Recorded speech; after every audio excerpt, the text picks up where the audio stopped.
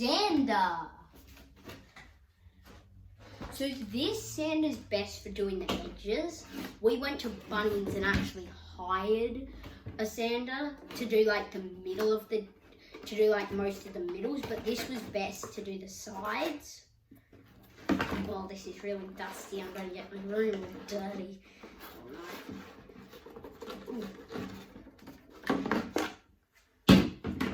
Sanding belt, good. Ryobi is cordless and all that stuff, so less hassle. I'm going to put it down there. Sandpapers get used up a lot because when you do the edges, this bit gets used a lot more. That edge bit.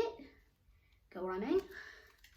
So you want to get like we want to get like 3 or 4 packets of them. These are the packets. We got a 60 grit.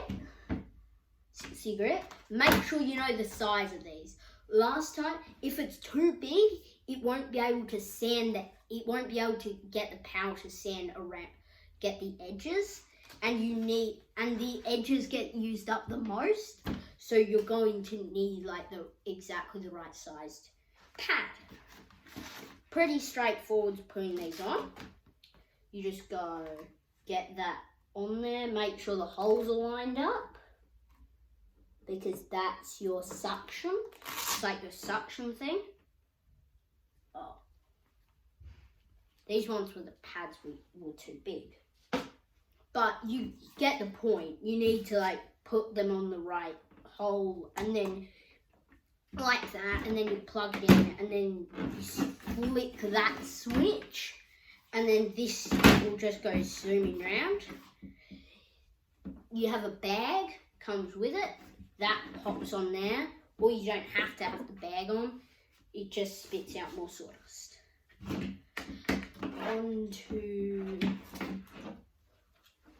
Well, that's all really. Well, there's small things that I can show you.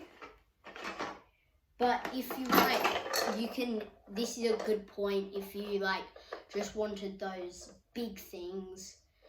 I'm just showing like little things like spaces and all that. So if you want to end the video here, you can, or you can just keep on playing. This is a spacer. I'm going to show you this. It has a 4.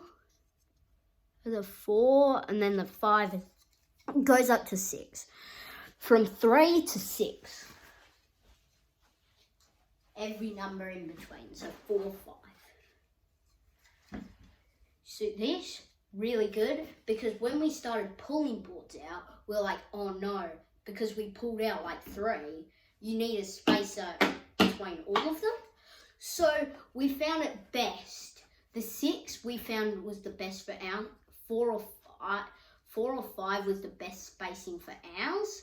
You might have a different thing, like you may need 3 or something like that. One thing to say, your boards can be warped a bit. Just make sure it can go at least to 3. I'm telling you that much. And that's a really good point because when you don't have it, it can't air. When water gets to it, it can't air out. When you have the drilling things in, these are the most useful for that. You have one here, one there, and then you drill in the middle. Or you can have 4 where you have that, and then that. You have them all 4 on 4 corners, and 4 here. But we figured out if you just have those 2 like that, works the best because then one of us can be, because I had 2, me and my dad, I had 2, I would be putting the spaces in, he was using the drill. Worked perfect because, well, it worked. You need like 2 people and it's best. 2 people is best if you're replacing big things and doing that. Yep. Stay tuned for bigger videos. So, that was that. These came, wrong thing.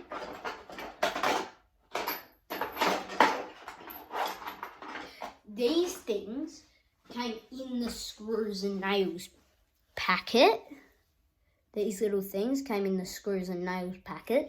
You find these will usually get like broke. These bits will like round off, so it means like the corners like are like circular, so it won't hold the nail. You get 2 of these in each packet of screws. So we got 4 of these, but they didn't work. So we ended up going to Bunnings and figured out that, well, you need these.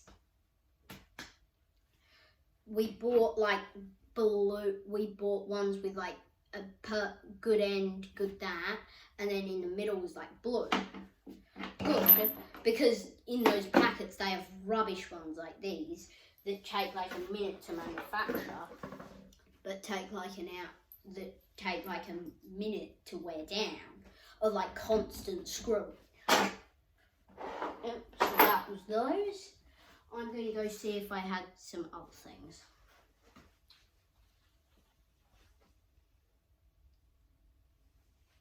Well, I don't have any other things, so we're going to end the video here. See ya on the next video. Remember to push that like and subscribe button.